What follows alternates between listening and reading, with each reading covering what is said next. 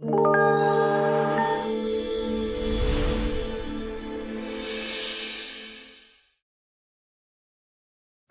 세미나는 이제 저희가 올 9월부터 한 7월부터 저희가 계속 준비를 조찬회의를 통해서 이제 준비해왔던 내용의 이제 일부를 오늘 말씀을 드리는 겁니다. 그래서 주제는 크게 두 가지인데요. 하나는 이제 창업 기업에 대한 그 IP에 관련된 부분입니다. 그래서 이걸 하기 위해서 그 연구 덩어리는 크게 이제 첫 번째 덩어리는 창업 기업 입장에서 IP를 어떻게 관리해야 되느냐, 그리고 또 실제로 그 IP를 관리하고 있는 기업들의 케이스 또 오늘 이제 발표가 말씀을 드릴 거고요.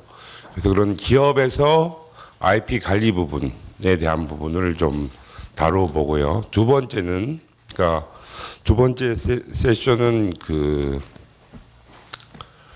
IP 관리를 통한 자금 조달 부분에 대해서 뭐 이렇게 되면 좋겠다라는 그런 개선안 내지는 어떤 아이디어들을 아마 발표하는 걸로 그렇게 구성이 되어 있습니다. 그래서 지금 보시면 그 첫 번째 세션은 한 80분 정도 돼서 발표자들이 한 10분씩 발표를 하고 가능하면 이게 토론을 많이 하는 걸로 이렇게 계획을 세웠고요. 두 번째 세션은 90분입니다. 그래서 90분 동안 이제 발표 10분씩 해서 4개를 하면 한 40분이 지나가고요.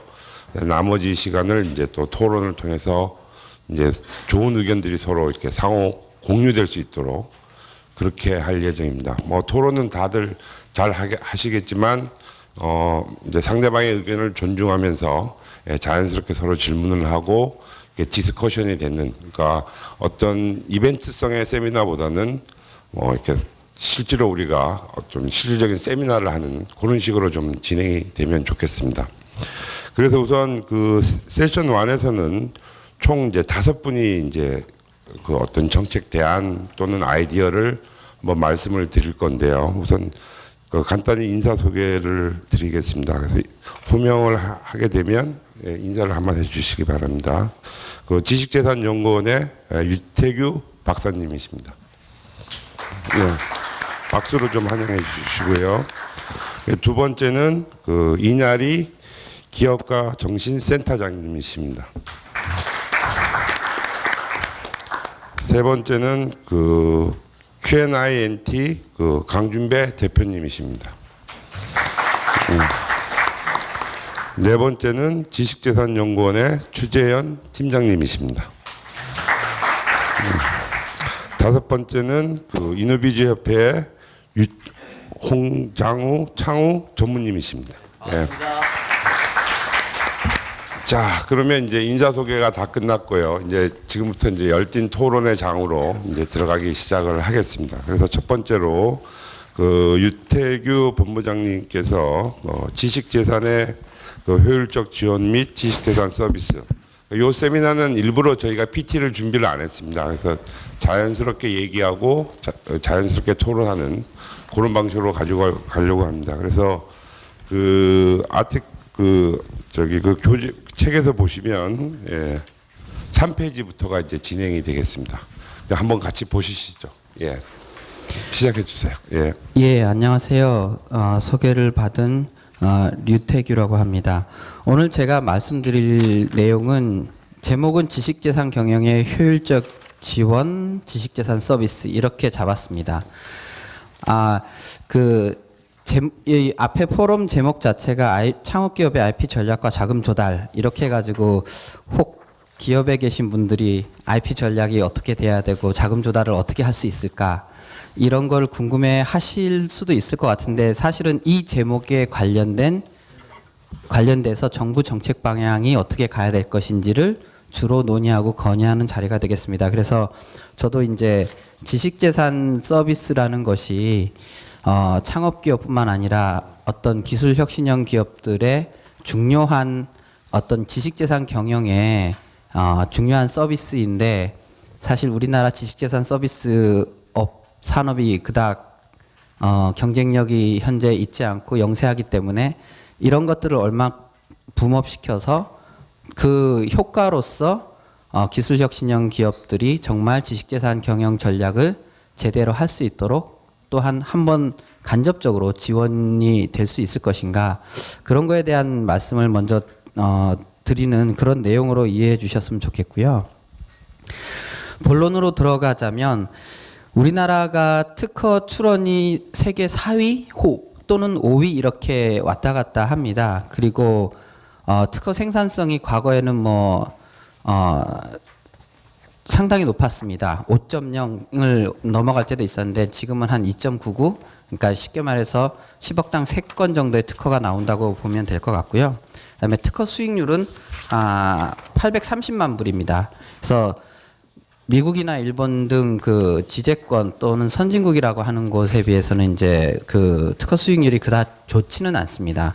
그러니까 양적으로는 상당히 이제 풍부해졌는데 이 그 수익을 내는 특허 자체가 수익을 내기 위해서 우리가 출원을 하는 것이기 때문에 수익률이 매우 낮은 편입니다. 그러면 이게 뭐가 문제냐? 이 기술무역 수지도 저희가 좀 문제가 있다고 말씀을 많이 하시는데, 뭐가 문제냐 했을 때 일단 첫 번째로는 우리나라 산업 구조의 특성을 들 수도 있겠습니다. 우리나라 산업 구조 자체가 ICT 중심의 산업 구조다 보니까 ICT 계열의 산업의 또는 기술의 특징이 특허가 상당히 많이 필요하고 많이 출원된다는 특징이 있습니다. 그래서 그런 거에도 원인이 있지만 사실상은 보다 근본적인 원인은 특허에 대한 경영, 특허에 대한 전략, 이런 게 약간 부재하지 않나. 특히 출원에 관련돼서 효과적으로 질 좋은 특허를 획득하고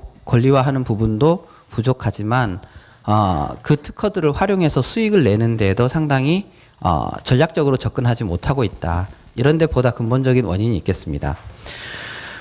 지금 현재 우리나라 실정은 그러한데 외국의 특정 물론 일부 성공 사례이긴 하지만 외국의 기업들은 이런 특허들을 직접적으로 이용해서 수익을 내는 기업들도 많고, 그 다음에 특허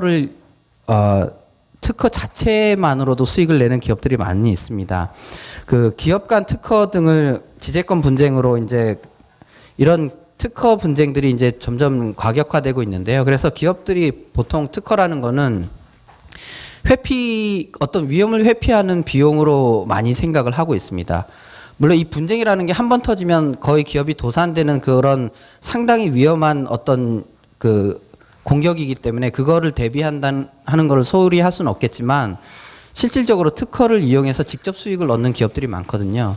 우리가 잘 아는 IBM, 그 다음에 퀄컴, 그 다음에 텍사스 인스트루먼트, 림, 그 다음에 램버스. 그러니까 흔히 많이 들어보는 기업들은 대부분 갖고 있는 특허들을 가지고 수익을 엄청나게 내고 있습니다. 그 자체의 라이센싱이라든지 소송이라든가 이런 걸 통해서 꼭 우리가 아는 MP뿐만이 수익을 내는 건 아니거든요. 그래서 이제 그런 특허 자체가 이런 방어적 수단뿐만 아니라 공격적인 수단으로도 많이 쓰이고 있기 때문에 특허를 얼마큼 잘 활용하느냐가 매우 중요한 이슈가 되겠는데요. 근데 이제 안타깝게도 우리나라 기업들이 특허를 잘 활용하지 못하고 있고, 특히 중소기업들 또는 중견기업들은 또 일부의 대기업들조차도 이런 특허 활용하는 전략이 사실은 어느 수준 이상을 올라가지 못하고 있습니다. 그래서 이제 특히 특허라는 것이 이 활용을 하기 위해서 많은 고도의 전문 인력이 필요하기 때문에 자체적으로 인력을 보유하고 활용하기가 쉽지 않아서 이런 지식재산 서비스를 외부로부터 아웃소싱하고 우리 전략에 편입시킴으로써 매우 효과적인 경영을 할 수 있도록 할 수 있는데, 그런데 필요한 것이 이제 지식재산 서비스를 제공해주는 업체들이고, 그런 업체들과 얼만큼 우리나라 지식재산이나 기술 집약형 중소 중견 기업들이 협력 관계를 가지느냐가 매우 지식재산 경영에 중요한 이슈가 될 수 있다라고 생각을 합니다. 그래서 이제 본론으로 들어가면 지식재산 서비스업을 활성화하기 위해서 어떤 것들을 우리가 정책적으로 해야 될 것인가라는 얘기를 이제 드리고자 합니다. 먼저 처음으로는 지식재산 서비스업 활성화를 위해서 지금 가장 먼저 시장 수요를 창출을 해야 됩니다. 지식재산 서비스업이 지금 현재 제대로 그 산업의 어떤 본연의 기능을 못하는 것은 영세하기 때문입니다. 영세하기 때문인데 첫 번째는 이제 공급자 측면에서 영세하기 때문에 제대로 된 서비스를 제공하기가 쉽지 않습니다. 지식재산 서비스업의 평균 매출액이 약 16억, 기업당 16억 수준이고 고용이 평균 30명 수준입니다. 그러니까 1인당 매출액이 5천이 안 난다는 거죠. 근데 이제 서비스업이니까 거의 다 인건비라고 생각했을 때도 1인당 4천, 거기서 기본 비용, 기본 기업의 운영 유지되는 비용을 제한다면 1인당 3천만 원의 인건비가 평균 안 된다는 얘기인데, 그런 기업에서 연구개발 인력을 보유하면서 좋은 품질의 서비스를 만들 수가 없습니다. 그렇기 때문에 중소기업의 R&D를 지원하듯이 국가가 이 서비스업에도 R&D를 지원해서 좋은 품질의 서비스를 개발을 하고 또한 좋은 연구 인력이 내부에서 성장할 수 있도록 지원해 줄 필요가 있다. 지식재산 서비스업이 우리가 흔히 얘기하는 그 컨설팅업이나 이런 거는 좀 다르게 기본적으로 데이터, 정보를 처리하고 분석해서 그 분석된 결과를 가지고 컨설팅이나 어떤 방향성을 전략을 제시하는 것이기 때문에 이런 시스템적인 연구, 알고리즘에 대한 연구 이런 것들이 많이 필요합니다. 두 번째로는 이제 서비스 수요자인 제조기업 측면에서도 사실은 제가 이제 그 지식재산 분쟁이나 소송 또는 직접 수익을 얻기 위한 전략을 짜려고 하더라도 지식재산 서비스업을 이렇게 구매하는 비용이 많이 들기 때문에 서뜻 구매를 하기가 어려운 실정입니다. 그래서 제조기업들한테 R&D의 그 세금으로 보조, 그러니까 세제 지원이 있듯이 이런 지식재산과 관련되는 획득, 활용과 관련되는 그런 비용에도 세제 지원이 있으면 어떻겠는가 그런 생각을 해봤고, 사실상 미국이나 프랑스 등 해외 선진국들은 R&D의 세제 지원뿐만 아니라 R&D의 범위를 좀 넓게 봐서 특허의 획득이라든지 어떤 활용, 그다음에 분쟁 이런 거에 들어가는 여러 가지 비용들도 다 세제 혜택을 주고 있습니다. 그래서 이런 부분이 시장 확대하는 데는 두 가지 내용이 좀 필요할 거라고 생각을 하고 있고요. 두 번째는 지식재산 기업과 산업의 성장을 저해하는 제도를 조금 합리화할 필요가 있다라는 부분입니다. 먼저 지식재산 서비스 기업들이 지금 영세하지만 고부가 가치 사업을 할 수 있는 기회들이 시장에 존재합니다. 특히 지식재산을 어떤 중소기업이든 공공기관으로부터 받아서 그걸 신탁을 받아서 그 신탁받은 재산을 잘 이용해서 어떤 서비스라든지 라이센싱이라든지 양도를 통해서 수익을 얻어서 분배할 수 있는 방안이 있을 건데요. 초기에 그 영세한 기업들이 그 지식재산을 구매해서 그런 전략을 펼치려면 초기 비용이 많이 들어가기 때문에 상당히 어렵습니다. 그렇기 때문에 이제 초기 비용이 적은 신탁을 받아야 되는데, 그런데 이제 신탁을 받기 위해서는 금전 신탁일 경우에는 뭐 상당히 그 자본금이라든지 그런 게 뭐 250억 이렇게 그다음에 금전 신탁이 아닌 자산 신탁일 경우에는 100억 이렇게 초기 자금이 필요하고요. 설립 자금이 필요하고, 그다음에 그런 신탁을 했을 때는 또한 위탁 관리가 안 됩니다. 근데 이제 그 금전 신탁이나 이런 금융권은 워낙 덩치가 크기 때문에 그런 게 규제가 아니라 시장 진입의 저해 요인이 안 되는데, 이런 지식재산 서비스 기업들이 그 서비스, 그러니까 특허나 지재권에 대한 상당한 분석 능력과 예측 능력을 가지고 이런 그 활용을 잘할 수 있음에도 불구하고 이런 소규모 기업들은 이 그런 진입 장벽이라고 하긴 좀 그렇지만 그 투자자의 어떤 그 투자자를 보호하기 위한 장치이긴 하지만요.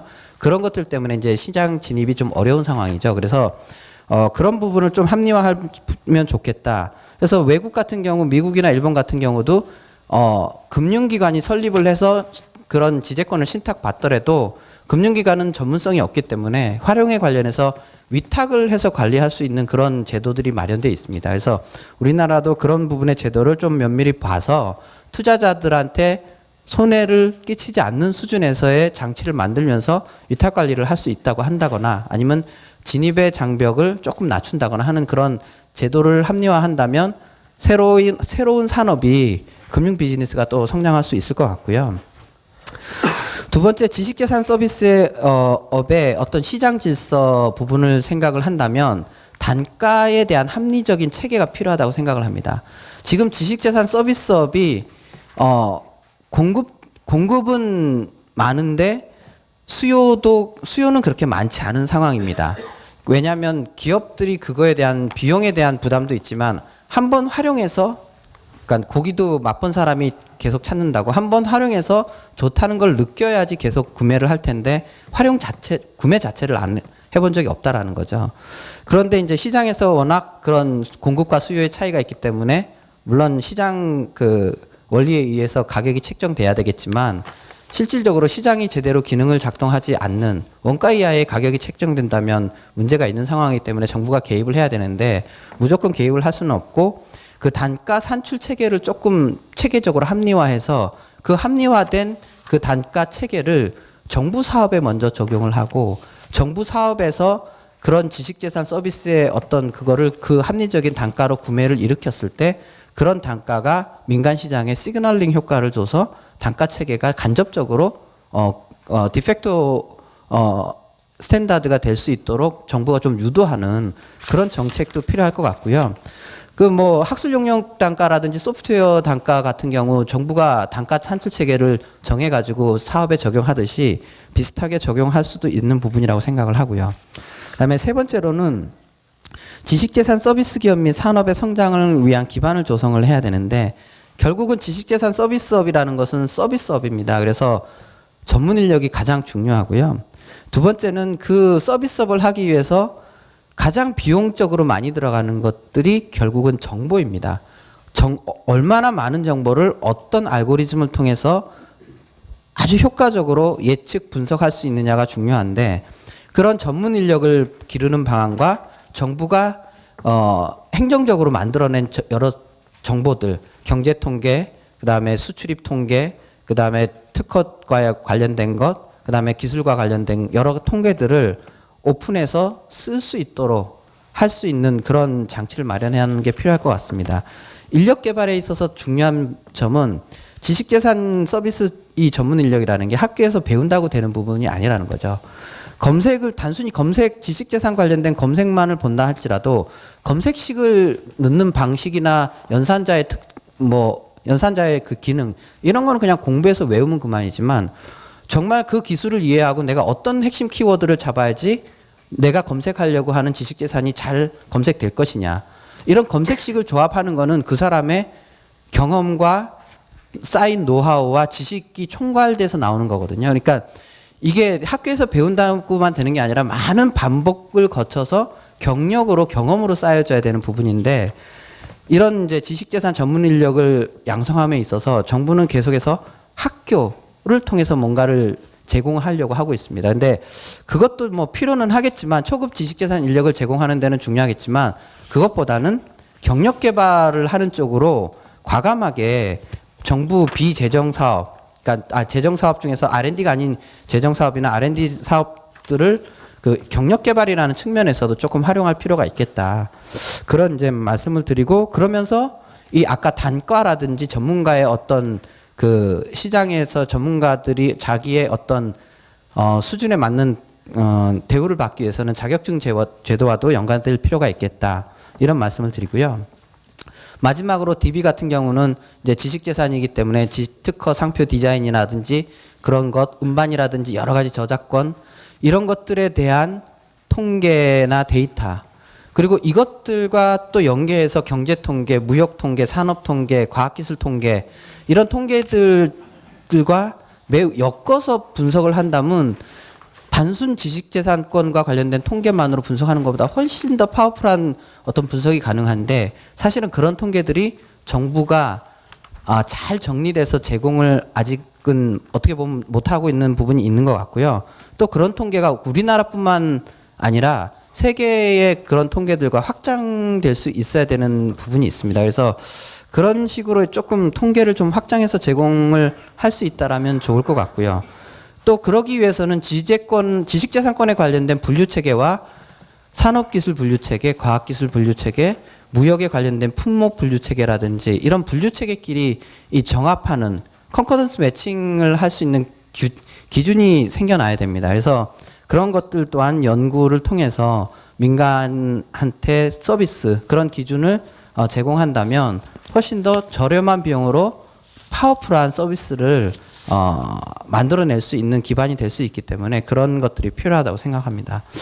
일단 이걸로 제가 지금 간단하게 6가지 정도를 제언을 했습니다. 그래서 물론 이 기업만 이게 제가 생각하기엔 매우 중요한 거라고 6가지를 추렸는데 이거 외에도 여러 가지 것들이 더 있습니다. 그래서 더 있는데 시간 관계상 6가지만 말씀을 드리고요. 일단은 창업 기업이 그러니까 서비스 산업의 서비스에 1% 투자를 늘리면 제가 이제 제조업인데 제조업의 중간 투입을 서비스를 1% 늘리면 생산성이 2.3% 또는 2.6% 이렇게 왔다 갔다 정도에서 생산성이 늘어난다는 이제 연구 결과가 있습니다. 그만큼 생산 제조업이라도 생산의 서비스를 얼마나 어떻게 투입하느냐에 따라서 생산성이 많이 차이가 난다는 뜻인데요. 그만큼 이제 이런 서비스를 얼마큼 잘 활용하느냐가 지식재산 제조업이 성장을 하는데 중요한 역할을 할 것 같고 또한 지식재산이나 특허를 갖고 있는 기업이 가지고 있지 않는 기업보다 초기의 생존 확률이 1.2배 정도 5년 기준으로 높다라는 그런 연구 결과도 지금 현재 중간 결과지만 연구되고 있는 그 연구 결과를 보면 지금 잠정적으로 그렇게 결과가 나오고 있습니다. 그래서 이런 지식재산의 경영 전략이 중요하고 그런 경영 전략이 매우 질 높은 어떤 서비스가 필요하기 때문에 지식재산 서비스 산업을 성장시키는 것이 곧 어떤 제조업의 성장의 미끄럼이 되지 않나 싶어서 오늘 이런 내용으로 발표를 드렸습니다. 감사합니다. 두 번째는 지금 한참 엄청 바쁘신 그 기업가 정신센터 그 센터장이신 그 이나리 선생님께서 그 창업에 대한 부분 그리고 이제 실리콘밸리에도 또 1년간 계셔서 거기에 어떤 나름 저희가 갖다 쓸 수 있는 내용 위주로 해서 말씀을 해주시겠습니다. 자, 시작하시죠. 예. 네, 오래 잡고 있지 않겠다고 약속드리겠습니다. 저는 지금 소개받은 이날이라고 하는데 저는 은행권 청년창업재단이라는 곳에서 투자와 이 창업 인프라 구축을 총괄하는 일을 하고 있습니다. 그 은행권 청년창업재단은 한국의 그 금융기관 20군데가 5천억 원을 출연해서 만든 국내 최대 창업지원 비영리 재단이고요.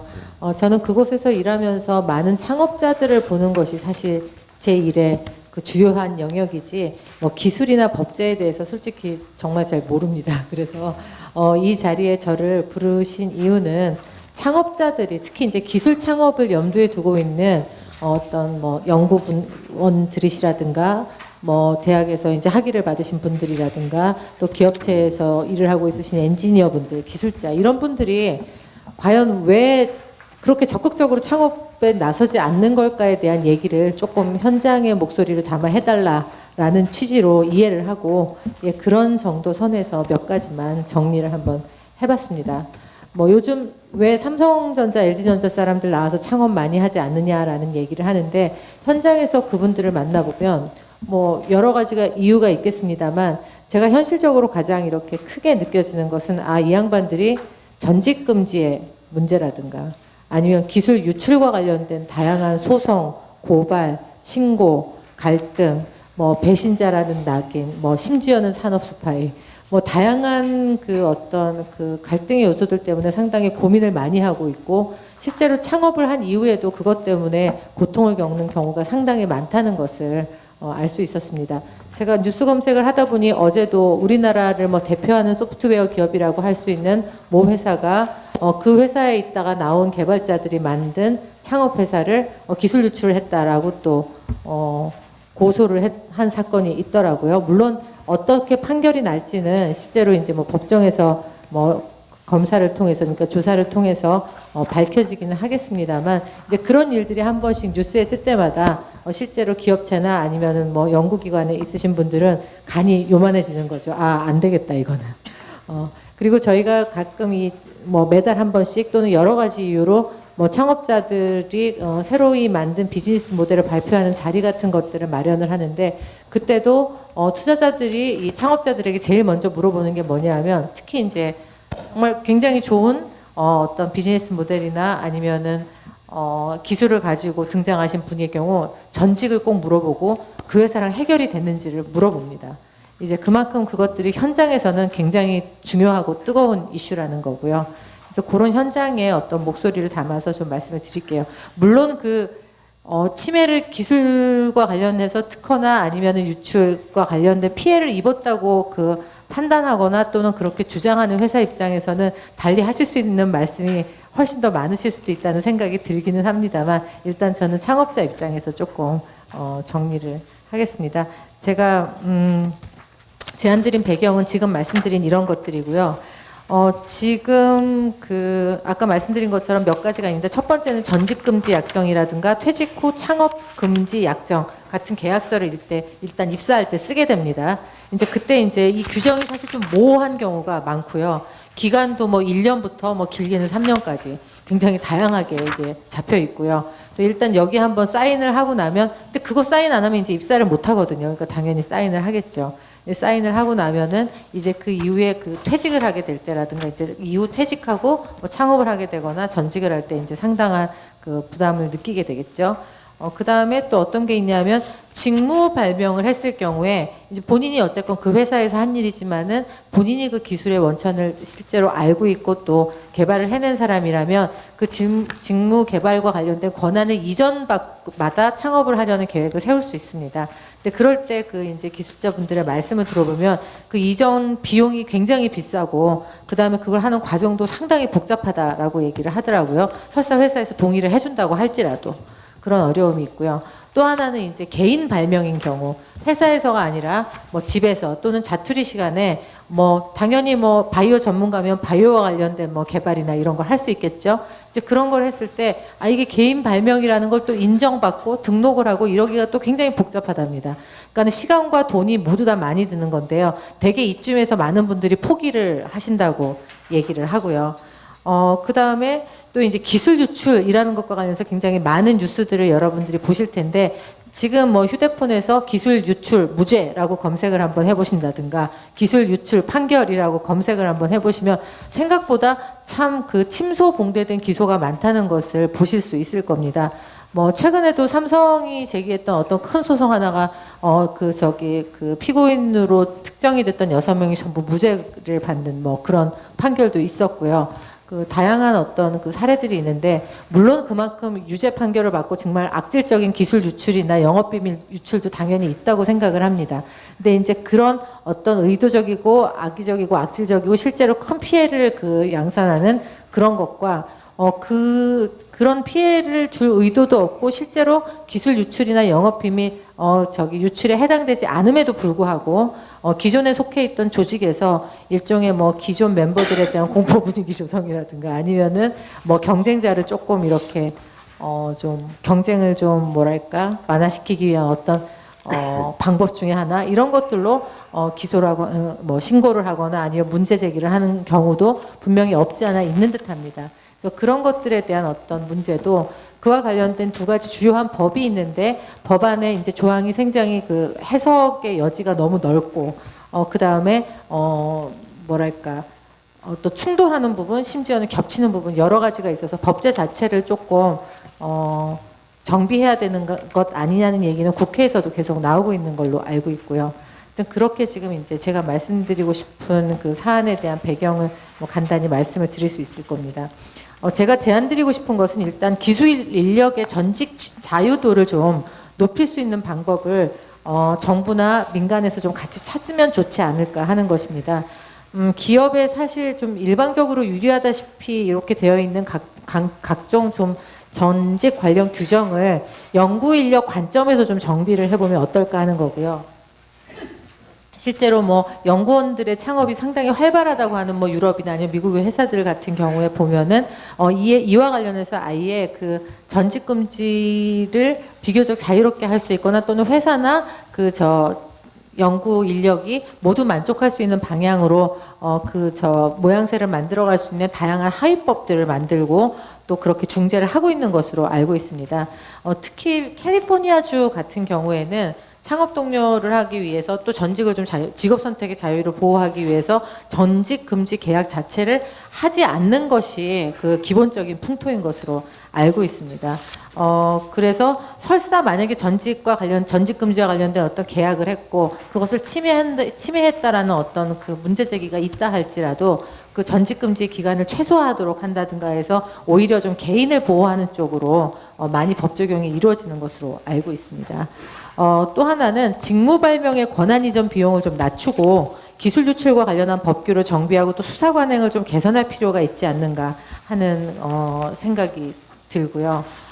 또 기술 유출을 명목으로 해서 기업이 신고를 좀 남발을 한다든가 뭐 만약에 이런 어떤 좀 문제적인 회사가 있다든가 한다면 그에 대해서도 어떻게든 제재를 할 수 있는 방법이 있어야 되지 않을까라는 생각도 듭니다. 아까 말씀드린 것처럼 캘리포니아주 같은 경우엔 뭐 독일도 그런 게 많고 프랑스나 이스라엘도 그렇지만은 기술 전문 인력이 퇴직할 경우에 오히려 뭐 퇴직 옵션 같은 것을 줘서 본인이 개발한 기술로 창업할 수 있는 길을 열어둔다든가 하는 것들이 있고요. 뭐 특히 뭐 사내 벤처 캐피탈을 이용해서 오히려 사내 인력이 창업을 하게 되면 그걸 적극적으로 독려를 하고 그 가시를 쉐어할 수 있는 방법을 찾는 경우도 많죠. 예를 들어 뭐 구글 같은 경우 여러분들이 다 잘 아시는 20%룰 같은 걸 통해서 회사에서 일하는 시간의 20%는 너를 위해서 뭔가를 해도 좋다. 뭐 이런 것들을 아예 명시적으로 얘기를 하고 있고요. 예를 들어 인텔 같은 경우에도 문라이팅 프로그램이라고 해서 밤에 하는 거는 네 거야. 이런 거를 아예 그 입사할 때부터 교육을 시킵니다. 이 시간에 하는 거는 당신 거니까 당신 시간이고 당신 맘대로 해도 좋아요. 라는 것을 아예 회사에서 미리 익스큐즈를 해주는 거고요. 그렇게 해서 뭔가 뛰어난 기술을 개발하거나 비즈니스 모델을 만들게 되면 오히려 그것을 회사와 같이 쉐어할 방법을 찾도록 하는 그런 것들이 상당히 많이 발달이 되어 있는 것 같습니다. 그리고 또 하나 창업하고는 큰 관련이 없을지 모릅니다만 대단히 뛰어난 발명이나 기술을 개발했을 때 사내 보상 제도가 잘 작동을 하고 있다면 또 큰 보상이 될 텐데 아시다시피 우리나라는 그런 보상과 관련해서도 아직 미흡한 부분이 상당히 많습니다. 대기업들은 그나마 규정이라도 마련이 되어 있는데 중소기업 같은 경우는 이제 그런 것들도 아직 완비가 되어 있지 않은 경우들이 있고요. 제가 말씀드린 뭐 이런 것들은 이제 어떤 정말 그 창업자들 관점에서 피부에 와닿는 이슈라고 저한테 이제 많이들 말씀하시는 걸 한번 정리를 해본 거고요. 이제 요것과 조금 별개이면서도 연결이 될 수 있는 이슈가 뭐가 있냐면 실제로 현장에서 뭐 연구소에 계시거나 대학에 계시거나 이런 분들 같은 경우엔 우리가 창업에서 가장 중요하다고 얘기하는 기업가 정신이라는 것을 좀 본인의 어떤 DNA로 안 갖고 있으신 분도 상당히 많습니다. 왜냐하면은 연구소를 선택했다는 것 자체가 되게 안정적인 어떤 코스에 대해서 더 매력과 흥미를 갖고 있으시다는 뜻일 수도 있거든요.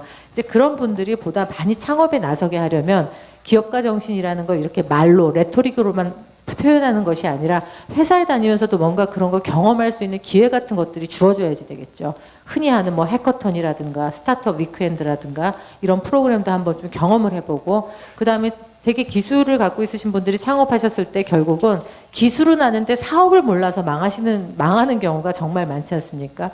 그래서 그런 부분들과 관련해서 조금 자신감을 가질 수 있는 어떤 프로그램을 실제 재직 기간 중에 좀 그런 수혜를 받고 또 혜택을 받을 수 있는 기회가 있다면 훨씬 낫지 않을까 하는 생각이 듭니다. 예, 10분 걸렸습니다. 감사합니다. 예. 네, 수고하셨고요. 그래서 결국은 이제 그 기업의 어떤 불평등 고용 계약 부분이 혹시 없는지 특히 기술자에 관련돼서 뭐 그런 아주 좋은 말씀을 해주셨고 또 하나는 이제 어떤 그러니까 성과를 서로 이렇게 나눌 수 있는 방법. 그러니까 무조건 막는 게 능사가 아니라 모기업과 어떤 개인 연구 개발자가 만든 기업 간에 있어서의 어떤 수익 배분 구조를 가져가면 상호 윈윈할 수 있다는 뭐 그런 것들이 제도화되면 좋겠다는 뭐 그런 말씀을 해주셨습니다. 네, 감사드리고요. 세 번째는 이제 실제로 기업을 창업하셨다가 어려움도 겪으시고 다시 재창업을 하시고 거기에 또 이 IP에 관련돼서 고통을 겪으셨다가 또 그걸 하기 위해서 아주 생생한 얘기를 그 강준배 대표님께서 해주시도록 하겠습니다. 박수로 환영해 주십시오. 예. 네, 쿠나이엔테 강준배라고 합니다. 저는 웅자라는 이름을 가진 강아지를 키우는데요. 그 웅자라는 이름의 강아지는 웬만한 사람들보다 더 유명한 이름입니다. 그 제가 키우는 강아지의 그 이름을 그렇게 많은 사람들이 알 수 있도록 그 하나의 브랜드화했던 그런 과정들, 이런 것들이 또 사업화와 연결되면서 저는 어떻게 보면 지식재산권하고 매우 밀접하게 그 창업 활동을 했던 사람이고요.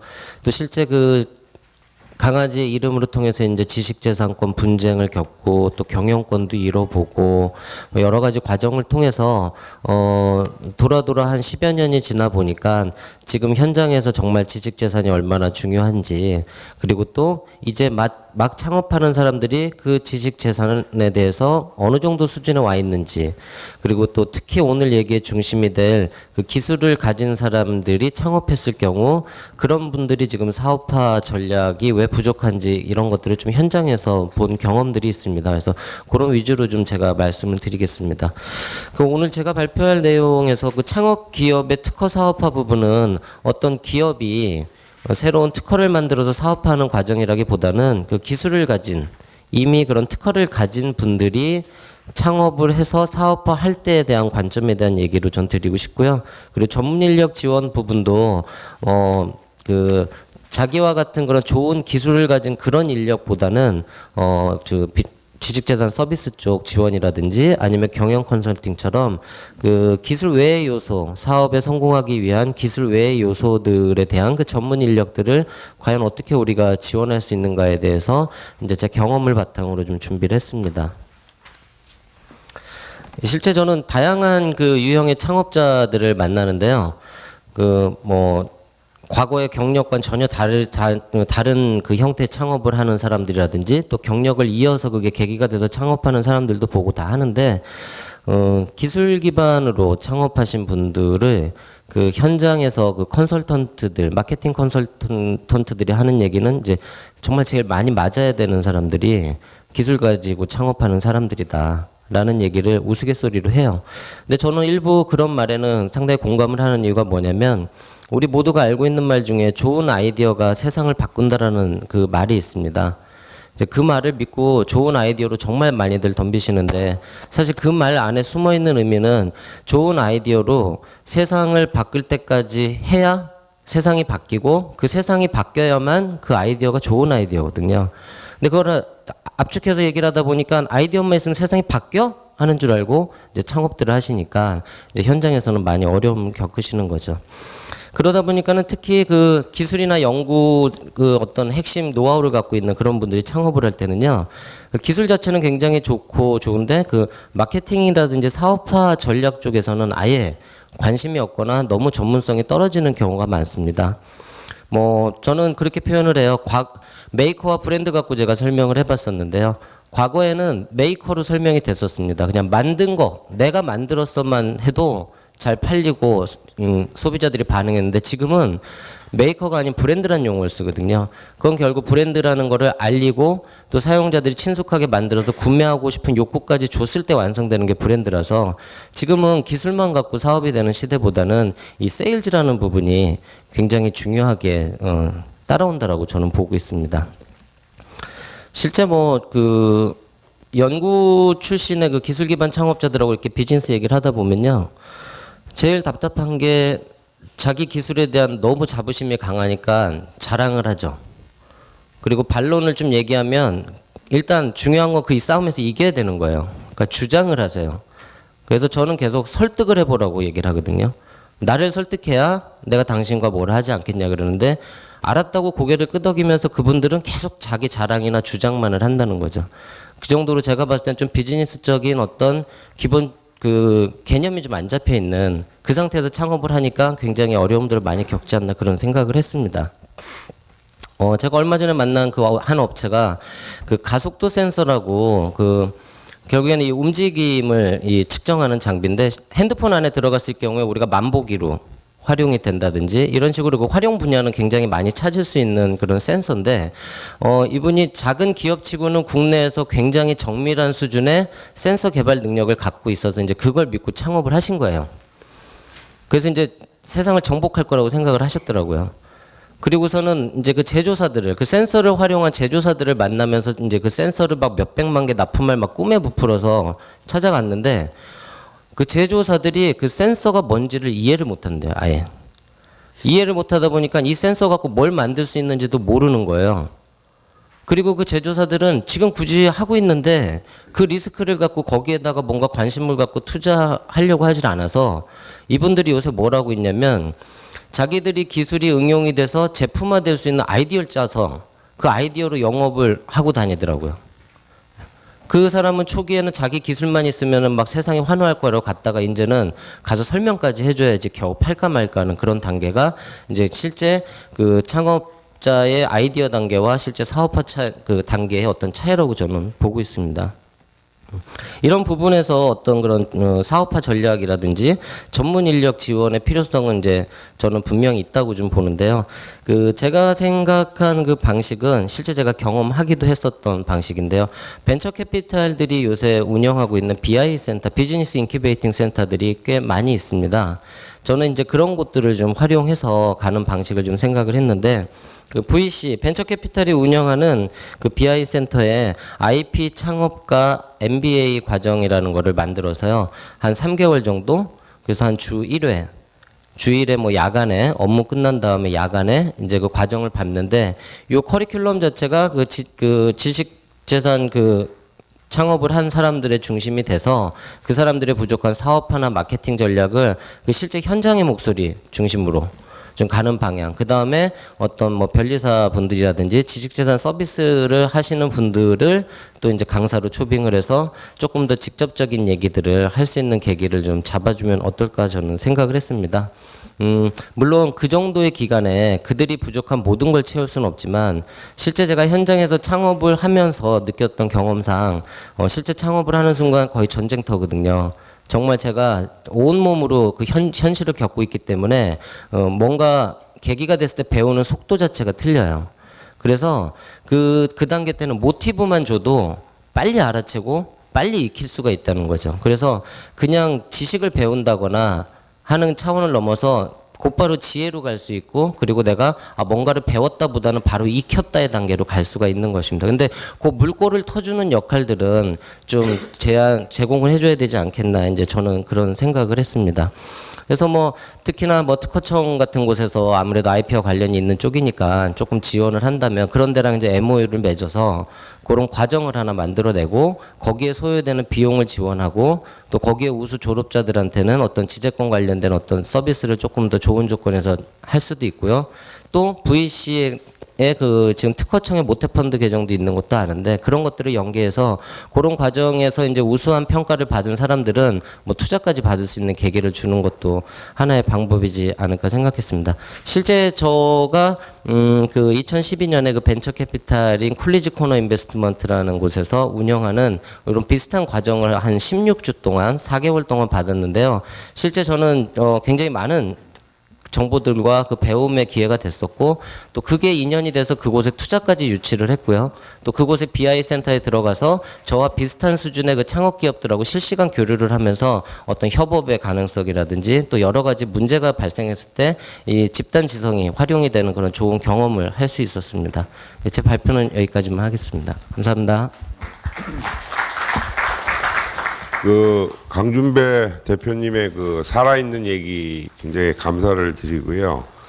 결국은 이제 그 교육 시스템 자체가 저희는 이제 어떤 지식의 전달 수준으로 많이 사용을 하는데 또 한편 이제 외국에서 이렇게 뭐 많이는 아니지만 이렇게 보면 어떤 그런 교육 시스템이나 어떤 그런 과정들이 단순한 지식 전달 플러스 그 수업을 그 과정에 참여하는 이제 사람들 간의 어떤 네트워크가 만들어지는 부분에 더 신경을 많이 쓰는 것 같습니다. 특히 그 실리콘밸리에 있는 대학들을 보면 지식의 전달 수단으로 프로그램을 운영하기도 하지만 더 중요한 거는 거기에 이제 같은 목적을 가진 분들이 모이셔서 어떤 그런 네트워크에 의해서 어떤 또 다른 어떤 아이디어가 나오는 그런 수단으로 많이 이 교육 프로그램들이 돌아가는 걸 볼 수 있었습니다. 그래서 우리나라도 이제 그런 부분을 조금 고민해 보면 좋을 것 같고요. 이제 네 번째는 이제 그 최현욱 팀장님께서 이제 창업기업의 지식재산권을 확보하는 데 있어서 어떤 지원 시스템이면 좋겠는가에 대해서 간단히 10분 내에 말씀을 해주시도록 하겠습니다. 예, 예. 네, 안녕.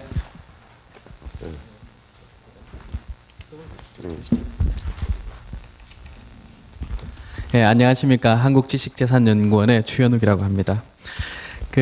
제가 오늘 말씀드릴 내용은 창업기업에 대한 지식재산권 확보 지원 방안이라고 이렇게 제목을 제가 붙였습니다. 우리 지금 있는 정책 포럼의 그 주제가 지식재산권과 창업, 특허와 창업이 이제 그게 그 메인 주제인데 보니까 다들 이렇게 좀 이렇게 좀 높은 수준의 이야기들을 하셔서 저는 좀 차별화 전략으로 좀 미시적으로 무슨 지원책을 만들면 창업기업에게 도움이 될 것인가 뭐 이런 걸 좀 생각해 봤습니다. 그래서 그 내용들을 제가 이렇게 발표 자료에 이렇게 좀 정리를 했습니다. 그래서 제안 배경에 이렇게 보시면 뭐 좀 교과서적인 얘기입니다만 창업 단계에서부터 지식재산권을 확보하고 분쟁을 예방할 수 있는 어떤 전략 같은 것들을 사전적으로 좀 세워놔야 된다. 이렇게 제가 적었습니다. 저희 집에는 H사에서 만든 스팀 청소기도 있고 저희 어머니를 위해서 온수 매트도 그 회사에서 나온 걸 쓰고 있거든요. 근데 우연히 이제 거기 있는 대표님을 이제 회의에서 만나게 돼가지고 이렇게 이런저런 얘기를 나누다 보니까 중국에서 굉장히 상표권 분쟁으로 굉장히 고통을 많이 당하셨더라고요. 그래서 2007년에 처음에 이제 그 스팀 청소기하고 다리미하고를 중국에 이제 진출해서 7류하고 9류를 등록을 했는데 근데 거기가 잘 아시다시피 그 대표적인 지식재산 중심 기업이지 않습니까? 그래서 사업도 점점 커지고 해서 이제 2014년도에 올해 이제 저는 잘 모르지만 뜨거운 공기로 이렇게 튀김을 만든 에어프라이 뭐 이런 걸 이제 중국에 이제 수출하려고 딱 봤더니 2013년에 그러니까 그게 이제 주방기구인데 다른 분류의 중국 내 무역회사가 상표를 이미 선점을 해버렸다는 겁니다. 그래가지고 이게 이제 분쟁을 해야 되는데 소송을 해야 되는데 소송을 하면 사실은 뭐 할 건덕지는 있죠. 그러니까 2007년부터 2014년까지 7년의 기간이 흘렸고 저명한 상표라는 걸 이제 입증을 하면 이제 물론 할 수는 있지만 그런데 이제 결국에 이제 그 상품 시장이라는 게 시간이 중요하니까 그렇게 안 하고 그냥 상표를 조금 다르게 해가지고 이제 출시를 하셨더라고요. 그래서 굉장히 이제 개인적으로 안타까워하시면서 뭐 방법이 없겠냐 이러면서 저한테 말씀을 하시던데 그 말씀을 듣고 보니까 이게 처음에 중국에 진출하기 전에 이미 이런 상황들을 생각하고 움직였어야 되는 게 아닌가 하는 그런 생각이 들더라고요. 그리고 심지어 우리 여기 우리가 정책 포럼 하면서 여기 홍 전무님 얘기도 들어보고 여기 강 대표님 얘기도 들어보고 해보니까 이제 중국 같은 경우에서는 우리나라에서 좀 이렇게 상표를 출시하면 바로 중국에도 이렇게 상표를 등록하는 그런 움직임이 있답니다. 그래서 창업기업이라고 이렇게 느슨하게 볼 게 아니라 빨리빨리 움직여서 이렇게 해야 되겠다. 하여튼 뭐 그런 생각이 일단 들었습니다. 그런데 이제 뭐 창업기업과 관련해서 도대체 뭘 지원하면 좋을까를 계속 책상에서 생각해 보니까 뭐 방법이 마땅치 않습니다. 왜냐하면 창업기업이라는 데가 워낙 구색이 다양하지 않습니까? 그러면 어떤 정부의 지원책이라는 게 우리 생각해 보면 뭐 이런 무슨 책을 만들 텐데 그 다양한 그 창업 기업에 대한 수요를 다 충족시켜 줄 수가 없습니다.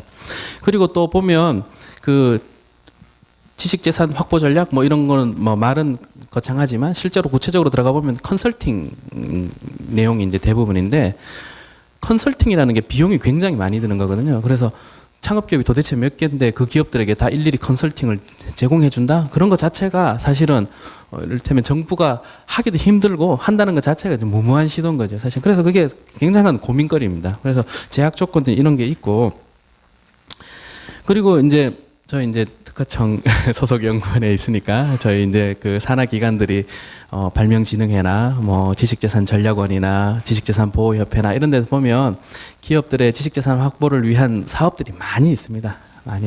많이 있고 뭐 분야도 다양하고 뭐 재원도 많이 뭐 예산이 넉넉하진 않지만 어떻게 최대한 이렇게 많이 제공하고 있는데 거기 자세히 들여다보면 대부분 중소기업을 대상으로 하고 있고 그다음에 선발 과정을 거치게 돼 있습니다. 그럼 이제 창업 기업이라는 데가 뭐 다른 뭐 매출 기록이나 아니면 조직도 시원찮고 거기 뭐 선발 과정에 지원하려면 페이퍼웍도 해야 되고 하는데 사실은 창업 기업들이 그렇게 하기 힘들거든요.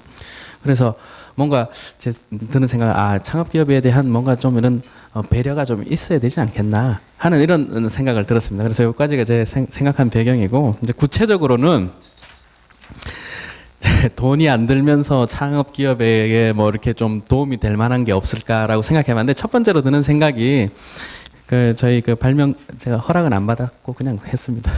발명진흥회하고 특허 정보원에 보면 스마트 3.1이라는 거 하고 키프리스라고 하고 이제 두 가지 시스템이 있는데, 스마트 3.1은 특허의 지식재산의 가치 평가 시스템입니다. 그래서 연관된 지식재산도 다 정보들이 나오고, 그다음에 그런 각각의 특허별로 가지고 있는 어떤 그런 가치 같은 것도 등급별로 이렇게 제시해주고 있습니다. 그래서 근데 이제 이게 유료 서비스거든요. 그래서 이것도 그렇고, 키프리스는 이제 다양한 이제 관련 기술 정보들을 이제 데이터베이스 형태로 이제 다 이제 제공하고 있습니다. 근데 이게 다 유료 서비스들입니다. 그래서 안 그래도 창업 기업들이 돈도 없는데 이것들 유료 서비스를 이용하기는 힘들 거라고 생각이 들거든요. 그래서 일단 뭐 제안으로는 이를테면 뭐 스마트나 키프리스의 이용 쿠폰 같은 걸 좀 제공해 줘 보자. 그러면 뭐 자선 사업 하냐 이런 반론이 나올 텐데, 뭐 저는 이제 이렇게 설득해 보려고 그래요. 그러니까 결국에 이 회사 창업 기업들이 성장하게 되면 결국 스마트와 키프리스의 고객이 될 텐데, 원래 이렇게 맛보기로 뭔가 좀 시식도 시키고 그러지 않습니까? 그래서 이렇게 쿠폰을 좀 제공하면 요 기관에 계신 분들한테는 굉장히 죄송합니다만 큰 돈을 안 들이고도 뭔가 창업 기업에 대한 지식 재산의 어떤 정보를 좀 풍부하게 제공할 수 있지 않을까 하는 그런 아이디어를 좀 이제 생각해 봤습니다. 두 번째는 저는 사실은 강준배 대표님 얘기를 듣고 제가 이제 생각해 본 건데, 강준배 대표님이 말씀 안 하셨지만 아까 펀딩할 때 5분 스피치를 하고 3억을 펀딩하셨다고 그러시더라고요. 근데 이제 우리 포럼 할 때, 제가 굉장히 감동적이었는데, 근데 5분 스피치를 할 때 그냥 이렇게 한 게 아니고 굉장히 오랫동안 준비를 하셔가지고 여기다 내가 사활을 걸겠다 생각하고 스피치를 하셨다고 그러시더라고요. 그래서 그런 어떤 그런 창업 기업들이 자신이 보유하고 있는 어떤 지식 재산이나 기술이나 아니면 자기가 부족한 지식 재산 부분, 아니면 자기 팔고 싶은 것들이 있다면 뭐 그런 것들에 대한 스피치를 할 수 있는 뭐 어떤 그런 이런 틀, 이런 것들을 만들면 좋지 않겠나 하는 그런 생각을 했습니다. 그래서 이거 뭐 새로운 생각은 아니고요. 뭐 여기 보면 TED라고 사실은 굉장히 유명한 채널이 있습니다. 그래서 이런 것처럼 우리 뭐 지식재산 분야에도 이렇게 좀 선별된 어떤 그런 채널들이 있고, 창업 기업들이 발표를 하고 그 안에서 어떤 필요한 지식재산권을 이렇게 도입하기도 하고 엔젤로부터 투자도 받고 하는 게 좋지 않겠나 하는 그런 생각을 했습니다.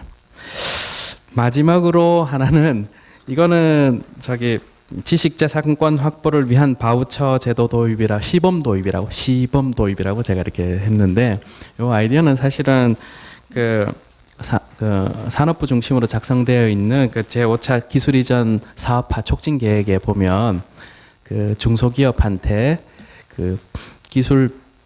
지식재산 거래 바우처를, 그러니까 서비스를 받을 수 있는 바우처를 5천만 원 지급하겠다라는 게 시범 사업으로 나와 있습니다. 거기서부터 제가 아이디어를 얻었는데, 그러니까 창업 기업한테 이를테면 지식재산권과 관련되어 있는 서비스를 이용할 수 있는 바우처를 지급하고, 그 바우처를 지급받으면 창업 기업들이 이제 여기 나오는 우리 산하기관에 있는 서비스들을 이용하거나, 아니면 가치 평가를 위한 뭐 변리사 비용이나 아니면 뭐 이런 지식재산권 확보와 관련되어 있는 비용들을 그 바우처로 지급을 하고, 그리고 나중에 그 바우처 비용을 나중에 이렇게 일정 기간 거치 기간을 거쳐서 다시 이제 돈을 좀 벌 때 이렇게 다시 금액을 이렇게 반납하는 그런 방식을 한번 도입해 보면 어떻겠나 하는 생각이 들었습니다. 근데 이건 결국에 돈을 나눠주는 거니까 일정 기간 동안, 그래서 좀 시범적으로 해봐야 되지 않겠나 하는 그런 생각을 했습니다. 제 발표는 여기까지 하겠습니다. 예. 수고하셨고요. 네 번째 내용은 뭐 다 아시는 내용이지만,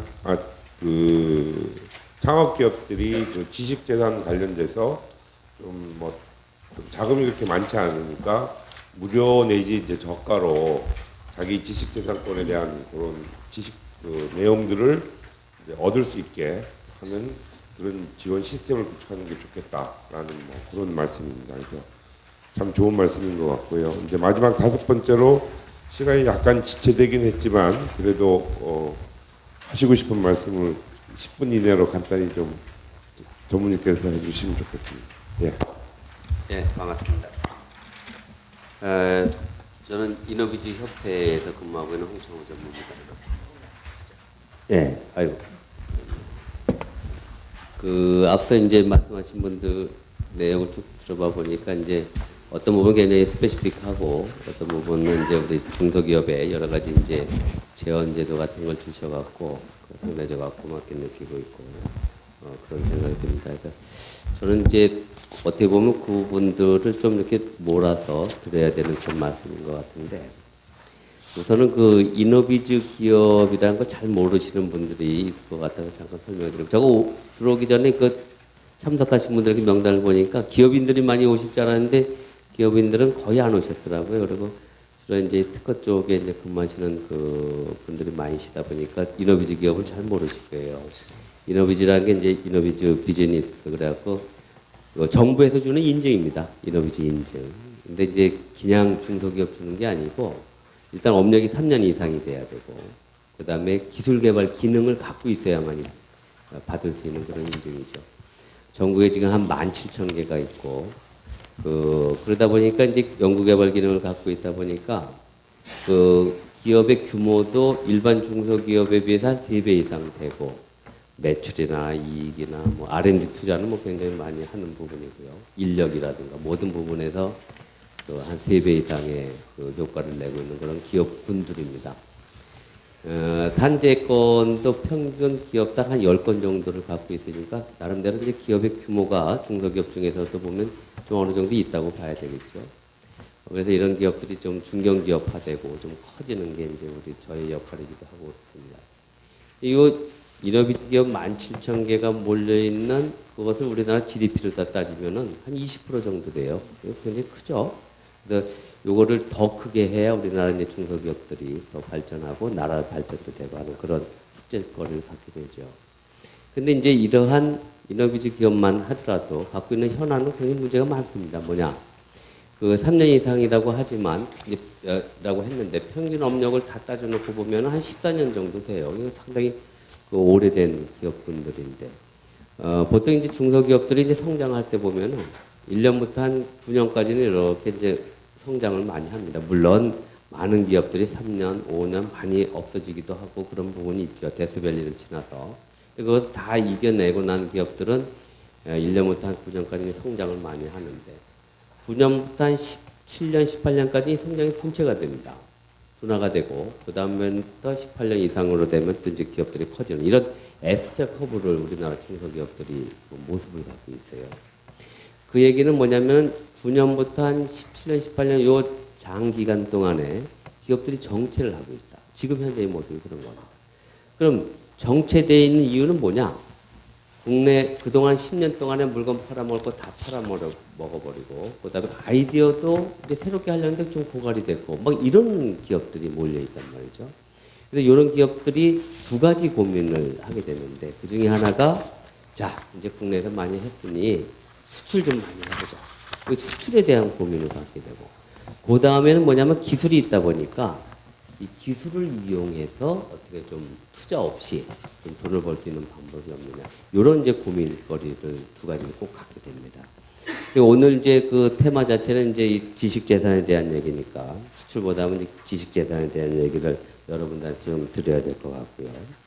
그래서 그 제가 제안한 내용은 뭐 한 3가지 정도 됩니다만은 전체적인 내용을 봐보니까 요즘 창조경제에 들어서면서 그 지식재산에 대한 그 아주 핫 이슈로 올라와 있고 굉장히 좀 많이 뜨고 있는데 지금 내년도 그 자료를 적어 보니까 그 9개 부처여 33개 과제를 지식재산 사업으로도 하고 1조 700억을 쓰겠다 이제 이런 신문 기사를 제가 본 적도 있었습니다. 그럼에도 불구하고 우리 중소기업들은 아직 지식재산 그러면 이게 남의 일이고 어렵게만 느껴지는 게 사실 현실입니다. 앞서 우리 잠깐 그런 얘기도 좀 한 적이 있었습니다만은 이 집 앞에 중소기업 사장님들이 집 앞에 대문 열어놓고 봤을 때 아침에 법원이나 이런 데서 등기 와 있으면 아주 깜짝깜짝 놀라거든요. 근데 이 특허에 대한 것, 지식재산에 대한 것도 우리 중소기업인들이 그렇게 느껴져요. 단어가 어렵고 법률이어야 되고 법원을 가야 될 것 같고 잘못하면 깜빵 가야 될 것 같고 막 이런 어렵게만 느껴지고 우리 것이 아닌 것 같고 깊이 들어가고 싶지 않은 그런 부분들이 많이 있습니다. 그래서 이런 어떻게 보면은 좀 멀리 하려고 접해지지 않고 하는 그런 부분들이 있다는 걸 한 가지 말씀드리고 싶고 또 한 가지는 기술을 좀 응용해서 많은 이제 돈을 벌고 싶은데 지금 우리나라의 기술 무역 수지를 저희들이 조사를 한번 해보니까 연간 58억 적자랍니다.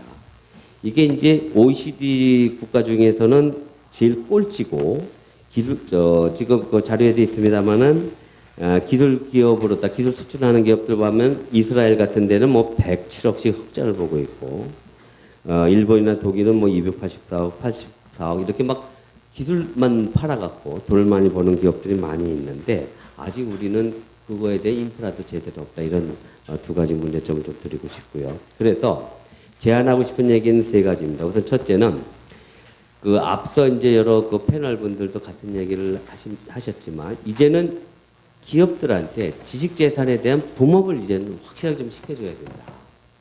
아직도 모르고 있고 남의 일처럼만 느껴지는데 이제는 붐업을 좀 시켜다오. 그런 얘기를 좀 강하게 좀 말씀을 드리고 싶습니다. 거기에 따라서 우리 지식재산 전문가 물론 당연히 들어가야 되고요.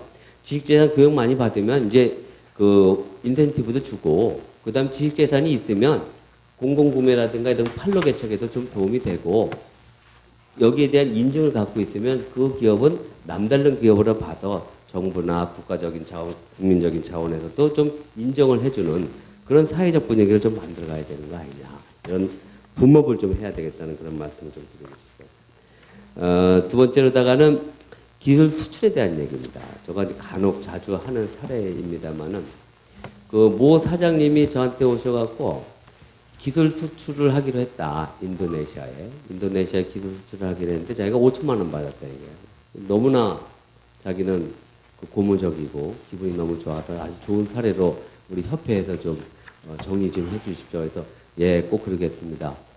근데 결국 이제 5천만 원의 돈을 받았지만 나중에 그 일을 수행해 가면서 특허 사용권 주랴, 뭐 노하우 주랴, 출장 가랴, 나중에 기술 트레이닝 시켜주라 한 6개월, 1년에 걸쳐서 그런 일을 하면서 이게 이렇게 어려운 일이었나. 나중에 계산해 보니까 어느 모 전문가를 통해서 보니까 그 정도 활동을 했었으면 그거는 한 4억 5천 이상의 가치가 있는 것이다. 왜 당시 5천만 원 받았어? 욕을 얻어먹은. 그러니까 이 양반은 자랑스럽고 자기가 뭔가 프론티어 정신을 갖고 했으나 우리나라의 개념이 없었던 거죠. 알지도 못했고 또한 그것을 알려주는 사람도 없었고 결국은 그 이상 10배 이상의 가치를 제대로 자기는 향유를 못했다. 이런 얘기를 제가 들은 바가 있습니다. 우리도 이제 기술 수출에 대한 인프라를 깔아야 됩니다. 제가 나오기 전에 그 자료를 봐보니까 우리 현행법 기술 수출 활성화를 담고 있는 법률 기술의 이전 및 사업화 촉진에 대한 법률이 있더라고요. 거기 16조 4항에 보면은 국내 기술의 수출 또는 국외 기술의 도입 촉진 뭐 이런 얘기가 있던데 이것을 가만히 들여다보면 사실은 이 알맹이가 없어요. 구체성도 없고 내용도 없고 그냥 제목만 있는 것 같아요. 그래서 이런 법 체계에서도 우리 정부 차원의 기술 수출에 대한 뭔가 실효성 있고 구체성이 있는 그런 내용들은 반드시 필요하다. 그리고 기술 수출에 대한 개념도 명확히 좀 집어넣어서 우리가 해야 될 그런 것을 좀 명확할 필요가 있겠다. 이런 말씀을 두 번째로 드리고 싶고 세 번째로다가는 이에 따라서 이러한 기술 수출에 따라서 정부의 혹은 민간의 혹은 모든 우리 주변에 인프라를 좀 만들어야 될 것 같습니다. 지원 정책이라든가 아니면 이제 제도 사업이라든가 뭐 이런 쪽에서 좀 인프라를 만들어 갖고 우리가 쉽게 이런 것을 활용해 갖고 노력할 수 있도록 그런 필요하지 않을까 싶습니다. 우리 기술 수출 1억 달러는 상품 수출 16억 달러와 동일하다. 이런 제가 레포트를 본 적이 있습니다. 그만큼 고부가 가치 사업이고 고부가 적은 노력을 통해서 큰 돈을 벌 수 있는 것이죠. 이런 쪽에 좀 노력을 해주시라는 부탁을 드리고 싶습니다. 자, 저거 정리하면은 세 가지 말씀드렸습니다. 그 아주 올바른 기술, 지식 재산에 대한 대국민적인 교육, 붐업을 좀 시켜다오. 두 번째는 기술 수출에 대해서 우리나라 법제도에 뭔가 근간의 구체적인 법제화를 좀 해다오. 세 번째는 이에 따른 관련 정부 혹은 기관 설립이라든가 이런 쪽을 통해서 인프라를 좀 제대로 해다오. 이런 말씀을 좀 드렸습니다. 예, 고맙습니다. 수고 많으셨습니다. 그래서 그 지금 한 10분 정도 좀 지났는데요. 뭐 지난 거 너무 구애받지 마시고요. 지금 발표하신 분들한테 이제 물어보고 싶으신 거 또는 또 중요한 건 이제 새로운 참신한 아이디어, 그러니까 정책에 대한 아니면 지원 제도에 대한 그 아이디어가 많이 좀 필요할 것 같습니다. 그래서 그런 부분들에 대해서 말씀해 주실 분은 손을 들어 주시면 조금 서로 이렇게 토론하는 걸로 그렇게 좀 하겠습니다. 이쪽에 계신데요. 예. 두 번째 분은 어느 분 계신가요? 미리 예약 받겠습니다. 없으신가요? 예, 그럼 저쪽에도 마이크 하나 일단 한 개, 그럼 먼저 시작하시죠. 예. 네, 안녕하세요. 저는 SNS 네트워크스 대표 이지인입니다. 예. 저도 창업 기업이라고 볼 수 있는데요. 근데 일만 열심히 하면 되는 줄 알았는데 이게 세금이나 기타 등등 이 회계 또 다 알아야 되니까 어렵더라고요. 그래서 또 그거는 또 알았더니 문제는 일을 다 해줘도 계약서까지 썼는데도 약속을 안 지켜주는 거예요. 그래서 우리나라에서 왜 사람들이 사업을 할 때 다 치킨집밖에 할 수 없는지를 뼈저리게 느끼고 있습니다. 그런 부분에 있어서 저야 좀 많이 이렇게 지식을 좀 그래도 하는 사람이니까 하나하나 다 알아서 대응을 다 해가는 입장이지만 저 같지 않은 사람 모든 사람 그냥 다 포기해버리겠다 이런 생각이 들었어요. 그래서 제가 보호받기 위해서 일부러 근로기준법으로 했는데도 불구하고 이게 제 이름으로 했지만 2명이 했기 때문에 또 거기 보호를 못 받는다고 하더라고요. 그렇다라면 사실은 그러니까 근로자를 보호하기 위해서 근로보호법이라는 게 사실 존재하지만 갑과 을로 봤을 때 중소기업이 을이 될 수도 있지만 이 창업자들은 진짜 근로기준법도 보호받지 못하는 아예 그냥 무방비 상태거든요. 저 더구나 기술 창업자라고 하면 사실 경영이나 뭐 이런 걸 거의 마인드 없이 시작하신 분들 많을 수 있기 때문에 그런 것들에 대해서 사실 우리나라에서 많은 강사분들이 존재하지만 진짜 그분들은 사업은 해보셨는가? 사실 저는 그 강사분들 자체가 사실 교육 조금 받고 컨설팅을 중소기업이나 창업자들을 하기 때문에 사업을 모르는 분들이 또 강의를 하시니까 이게 안 될 수밖에 없다. 그래서 그 문제점에서 사실 하나 짚고 싶고 두 번째는 노동자 근로자처럼 아까 말씀하신 기술 창업 분쟁이 일어나거나 이럴 때 무조건 당하는 것이 아니라 그 부분에서 노동부에 가보니까 1차적으로 합당한지 그래서 합당하다라는 게 인증을 해주면 그 다음에 그 법률구조공단 이런 데서 그 증서를 가져가면 대신 민사를 다시 다 해주더라고요. 그런 식의 뭔가 좀 보호 정책이 있어야지 이거 내가 한번 해볼까라고 하지 그렇지 않으면 협박이 들어오고 뭐하고 이 스트레스를 견뎌낼 수가 사람들이 없기 때문에 하지 못하고 중도 포기 다 하게 되지 않을까라는 생각이 들었습니다. 그래서 결론은 벤처 기업을 위한 법적인 그런 보호 장치를 국가가 좀 어느 정도는 지원을 해주는 게 중요하지 않을까라는 생각이 듭니다. 예. 그러니까 질문 내용이나 아니면 이제 의견은 창업 기업들의 이제 CEO들이 이제 뭐 몰라서 어려운 겪는 부분들이 많으니까 그걸 보호할 수 있는 법제도의 개선이 필요하다는 그런 말씀 그런 말씀이신 그러니까 거죠. 사실 아까 되게 어렵다라고 말씀해 주셨어요. 최현옥 대표님인가요? 사실은 뼈저리게 느끼는 거는 이 지식 재산권에 대해서 사람들이 아예 모르고 교육이 아무리 특허청에서 하고 있지만 그런 거 공짜로 무료로 해준다는 것 자체를 몰라요. 그런 부분에서 많이 알리고 많이 해줘야 되는 것도 있지만 그거를 제가 키플레이스 교육을 받았지만 막상 하려고 그러니 또 그건 통계청 가서 해야 되고 너무 국가 정책에서 소비자를 배려하지 않은 알 수도 없고 그런 게 키플레이스가 있는지도 사람들은 모르거든요. 일단 역시 공무원이기 때문에 알리지도 않고 있구나 이 생각이 들었고 그 부분에서 막상 하려고 했더니 제가 새벽에 들어가서 막 하려고 했는데 그 또 시스템이 업무 시간에만 등록을 신청을 할 수 있게끔 해놨던 게 말도 안 되는 시스템인 거예요. 그런 식의 것들. 그러면 사실 저도 해보려고 하지 웬만한 거 다 하는데 어려워서 못 하겠더라고요. 그래서 상표 등록 하나를 하려고 해도 저도 아직도 못 하고 있거든요. 그래서 그런 부분에 기본적인 게 좀 서포트가 됐으면 좋겠다 싶은 생각이 있었는데 소상공인을 위한 건 있긴 있는데 벤처기업이나 이런 부분에서 아까 현실적으로 어렵다라고 말씀을 하셨지만 그 부분이 반드시 필요하다라는 생각이 사실 들고요. 근데 등록하고 끝이 아니라 분쟁이 일어나면 다들 손을 놔버리는데 그 부분에서 벤처 창업자는 사실 근로자보다도 못한 아예 그냥 노출되어 있는 보호받지 못하는 존재이다 보니 정말 창업자들이 뭔가 하게끔 지원을 하고 싶다라면 돈을 초반에 주고 끝내면 그들은 오히려 빚쟁이가 돼버리거든요. 그게 아니라 그들이 제대로 공격받지 않고 문제 대응을 할 수 있는 그런 부분에 대해서 벤처기업 정말 특별보호법 정말 그들이 하게끔 하고 싶다면 그런 게 일시적으로라도 창조 경제를 위해서는 필요한 정책이지 않을까 싶습니다. 예, 감사합니다. 아니 좋은 아이디어이신 것 같습니다. 조금 이따 제가 또 의견을 말씀드리고 두 번째 아까 물어보려고 하셨던 분의 의견 발표. 예. 킴스트 고용소의 김해남이라는 사람인데요. 제가 한 27건을 출원을 했고 그 중에 4건이 등록이 되었고 한 건을 PCT 출원해봤고 현재 12건은 진행 중이고 10건은 내가 취하를 했습니다. 다름이 아니고 조금 크게 말씀해 주시면 될 것 같습니다. 다름이 아니고 특허를 여러 건 안출을 했는데 문제는 우리나라의 어떤 특수 분야는 전문가가 전혀 없다는 걸 확인을 했고 또한 그 협조를 하시겠다고 창조경제에서 정부 어떻게 해가지고 많이 움직이고는 있습니다만 실제로 그분들은 절대로 내가 볼 때는 진실한 협조자가 안 됩니다. 우리나라 구조상 굉장히 실망스러운 것을 많이 느꼈고 각종 연구소, 학회, 무슨 협회, 인증원, 조직원, 평가원, 관리원, 진흥원 이 쓸데없는 조직들이 너무 많아가지고 우리가 정말 창조경제를 하는 데서는 간단하게 해야 되는데 이게 너무 복잡하다 있고 관료화돼 있고 정말 이게 잘못되어 있습니다. 조직 자체가 크게 정비를 해야 될 것 같고 우리 국민이 공무원을 위해서 있는 것인지 또는 우리 발명가들이 별리사들을 위해서 있는 것인지 주객이 전도가 된 것 같은 그런 생각이 많이 들었습니다.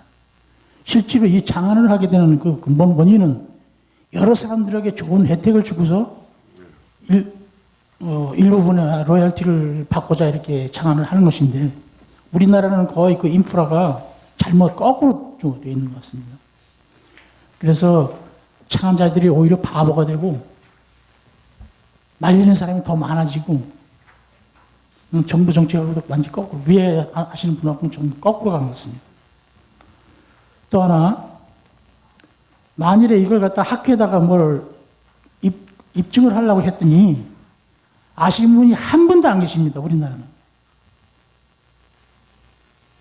절대 사람이 죽을 수가 지진이 나서 사람이 죽을 수 없는 어떤 특별한 그 공법을 갖다 제안을 했더니 그 학회니 뭐니 이런데 다 봐도 아는 분이 한 분도 안 계십니다. 엉뚱한 소리만 하고 계십니다. 일본에서 그렇게 안 한다. 돈이 너무 많이 들 것 같다. 돈도 안 들고 사람도 안 들고 내진 효과는 8.0에 무조건 8.0인데 8.0 이상인데 그거를 왜 내진 공학을 하셨던 분들이 왜 그걸 모르실까? 전부 100개다 남의 거 100개 가지고 공부하신 분들입니다. 창의적인 마인드가 전혀 안 계시다는 걸 내가 확인을 했습니다. 아실런지 모르겠지만 그쪽에 혹시 관계된 분이 계신지는 모르겠지만 세계적인 마케트가 시야가 10조 불입니다. 10조 불. 거기가 에코하우스까지 플러스가 되면 20조 불을 넘습니다. 조금 간단하게 네. 시간이 그 인적 인프라도 부족하고 미노비즈 벤처 이렇게 했는데 다 내가 볼 때는 잘못된 사람들이 너무 많고 너무 망가진 사람이 너무 많고 실제적으로 이런 컨퍼런스나 이런 세미나나 이런 거 하실 때도 제가 여러 번 좀 컴플레인을 했습니다만은 실제적으로 창업을 한번 해보고 망가지신 분들이 좀 이렇게 패널에 나오셔서 실제적인 프랙티컬한 그 어떤 컨설팅을 좀 해주시든가, 정말 기부에서 나와서 우리 창업하려고 이렇게 여러 가지 그 안건들을 갖다 특허 형태로 돈 들여서 만든 사람들한테 실제적으로 창업하는데 어떤 뭐랄까 그 플랫폼이라고 할까? 플랫폼이 꼭 있어야 될 것 같은데 그런 거를 정부에서 좀 해주셨으면 대단히 좋겠습니다. 예, 이상입니다. 답변하실 분? 예. 없어. 그러면 여기 지금 오신 분 중에는 이제 기업서 오신 분도 계시고, 예. 예, 그럼 먼저 그럼 말씀해 주시죠. 예, 너무 예. 다운이 된 것 같아서. 일단 오늘 사실 그 창업기업이라는 키워드가 굉장히 사실상 뭐 어느 누구도 해결하지 못하는 부분인데, 사실 오늘 여기 많이 오신 분들은 아마 그 창업기업과 또 지식재산권과 거기에 연동된 자금 조달을 어떻게 받을 것이냐, 이 부분이 아마 굉장히 관심사일 것 같아요. 그리고 지금 다섯 분 패널께서 말씀하셨던 것처럼 오늘 굉장히 어쩌면 경험적인 부분도 있겠고 또 정책적인 부분도 같이 이제 가야 되는 부분인데, 지금 이제 한 10월이나 11월쯤 되면 우리가 어떤 정책부터 시작해서 그동안에 1년의 모든 그런 어떤 많은 일을 했던 것들을 이렇게 포럼이나 세미나를 통해서 이렇게 오늘 자리에 이렇게 발표하시는 걸로 알고 있습니다. 그런데 저는 이제 유전학자고 진화학자예요.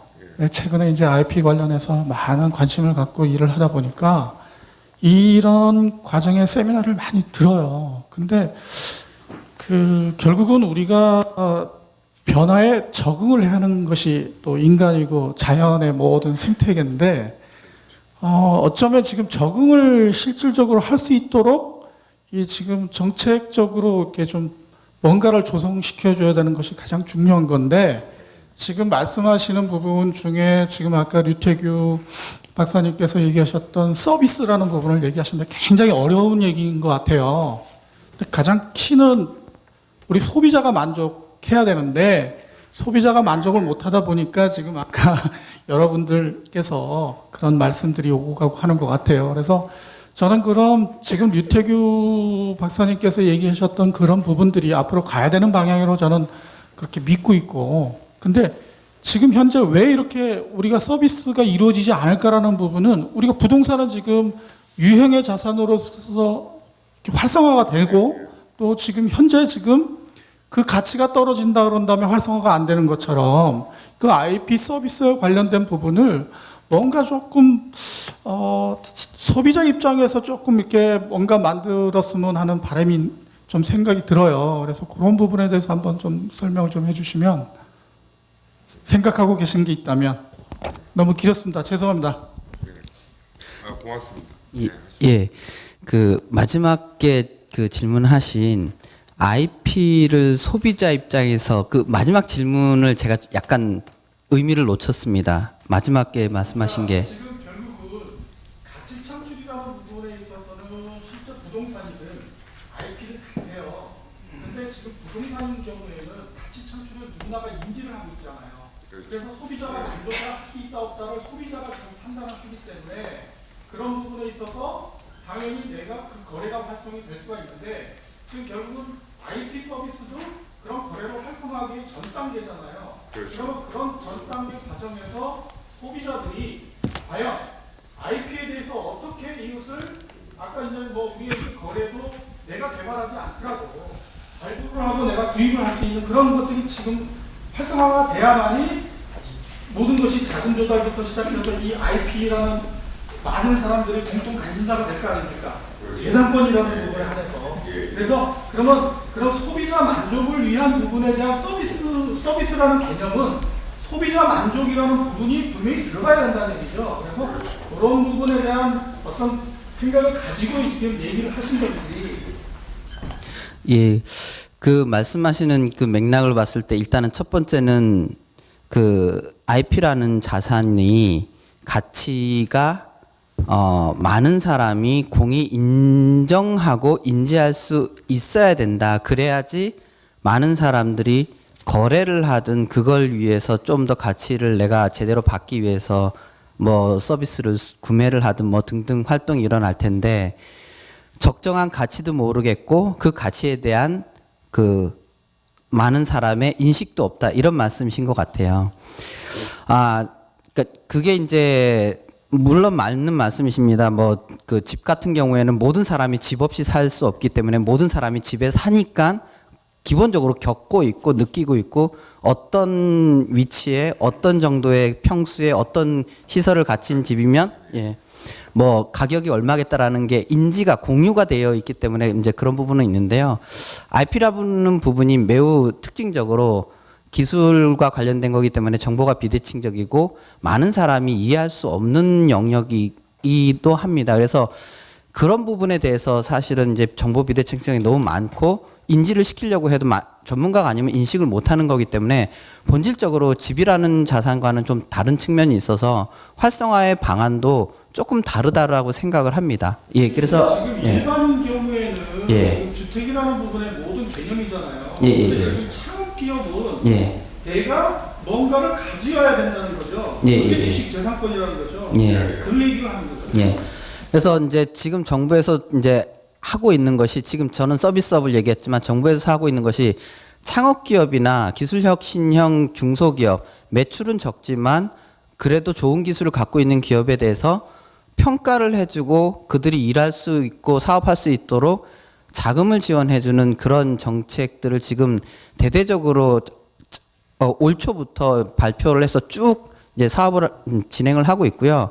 지금 현재 그 은행이 평가 그런 기술 신용 평가를 통해서 기술 대출이 지금 현재 한 7천 건에 한 4조 정도가 나갔습니다. 그러니까 이제 이런 창업 기업들이 실질적으로 내가 내 기술이 얼마이며 그 기술을 담보로 아니면 내 그런 기술을 갖고 있는 나의 신용으로 사업을 할 수 있도록 이제 그런 것들을 해주고 있습니다. 나왔으니까 그게 대부분 다 기존에 벤처 기업이 풍성되는 세금 같은 놈들한테 다 거의 대부분 다 나와서 맞습니다. 그 지금 이제 그 말이 안 되는 소리 같아요. 저도 제가 생각해도 그 지금 맞습니까? 시작 정책적인 목적은 창업기업과 매출액이 실적이 없지만 좋은 기술을 가진 기업을 정책적인 목적 대상으로 정책이 만들어졌지만 어쨌든 이것도 사람이 하는 일이다 보니까 어떤 스테이지가 있고 발전 경로가 있기 때문에 지금 현재 매우 초기에는 일단은 말씀하신 것처럼 창업기업보다는 기존 기업 중에서 좋은 기술을 가진 사람들에 대해서 추가적으로 지원이 되고 있습니다.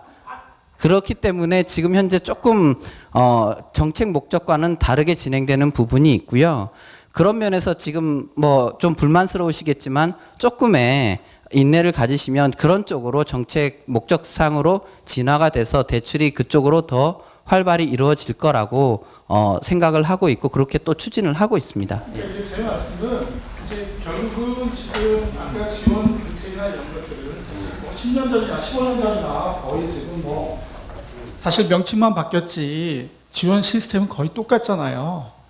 그런 부분이고, 근데 이제 지금 앉아 계신 패널들도 많은 경험했었고, 지금 우리나라가 그동안에 지금 IP 아까 뭐 경쟁, 우리가 이제 뭐 세계 4위 정도 될 정도로, 근데 이제 양적인 팽창은 됐지만 질적인 부분이 안 되다 보니까 여러 가지로 이제 지금 여러 난제들이 생기는 거잖아요.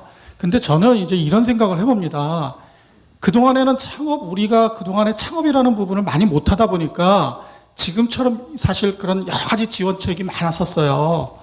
그리고 근데도 불구하고 이것이 조금 더 계속 진화가 됐어야 되는데 똑같은 것이 되풀이되다 보니까 뭐 불평불만도 있고 계속 정적인 상태가 아닌가라는 생각에 그런 말씀을 드린 거고, 그러니까 결국은 제 얘기는 뭐냐면 이전에는 그동안 창업기업이 많이 이렇게 없었을 때 창업을 독려했었을 때 과정과 지금은 실패도 많이 했고 많은 창업가들이 많이 이제 만들어질 더 많은 사람들이 하려고 그러잖아요.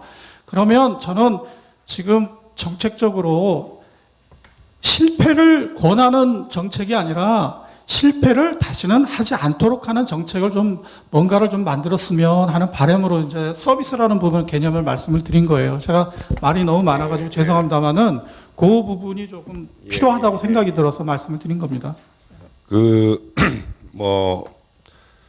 이런 것 같습니다. 그러니까 지금 이제 시간이 저희가 커피 먹을 시간인데 지금 시간이 지금 계속 늘어나서 한 1분만 간단히 말씀드리면, 그러니까 이 IP 금융, IP 경영 이런 것들이 사실 오래전에 수없이 얘기가 되어왔고 여기 앉아 계신 분들처럼 또 수없이 정부에 건의를 했는데 그 사회가 바뀌는데 시간이 굉장히 오래, 그러니까 지나가는데 너무 많은 시간이 걸리는 것 같습니다. 이제 물론 이제 그 10몇 년간의 각종 지원 사업이 사실은 도찐개찐 그 나물의 그 밥인 건 사실입니다. 근데 최근 한 2년 사이에 보면 약간씩 바뀌는 부분들이 있어요. 그래서 저와 느끼는 건 뭐냐면, 저가 이쪽에 이제 한 20여 년 정도 있었는데 참 세상이 바뀌는데 너무나 많은 시간을 필요로 한다라는 겁니다. 수많은 사람들이 그렇게 얘기를 했는데도 정책 입안에 반영이 안 되고 그냥 공허한 메아리로 된 적도 많았고요. 저 역시 마찬가지고.